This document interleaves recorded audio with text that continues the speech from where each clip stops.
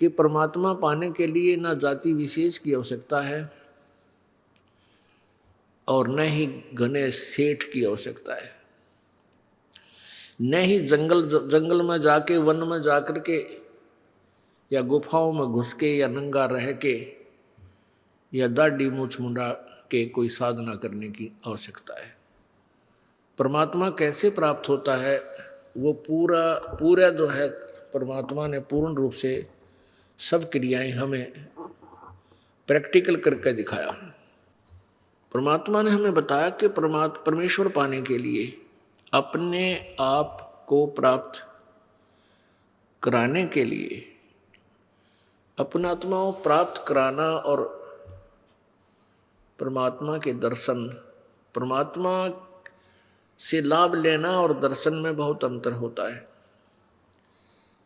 अब परमेश्वर के बारे में क्या धारणाएं फैला रखी थी कि परमेश्वर परमात्मा निराकार है, और फिर साथ में ये भी कहा जाता था कि समाधि लगाओ, ध्यान लगाओ और इस शरीर में भगवान दिखाई देगा।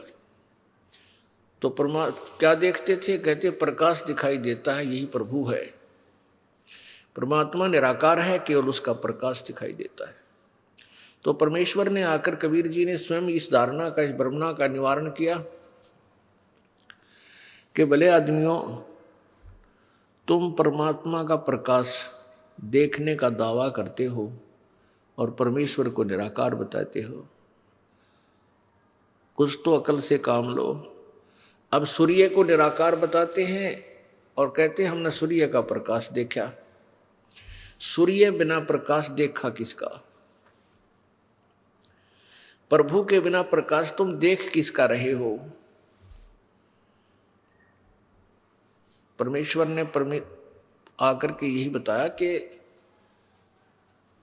उस परमेश्वर के पाने के लिए ना तो घनी ऊंची जाति, यानी जाति कोई भी हो, जैसे यहाँ 4 वर्ण बना रखे हैं, ब्राह्मण, वैश्य, क्षत्रिय और शूद्र, ये तो हमारी अपनी बनाई हुई सीमाएं हैं। परमात्मा के दरबार में ये कोई सीमा नहीं है। परमात्मा ने आत्मा देखनी है, उसके अंदर कितना लगन है, कितनी श्रद्धा है, ये देखना है। और उसकी भक्ति, वे ऑफ वर्शिप, पूजा की विधि जो है वो शास्त्र अनुकूल देखना है।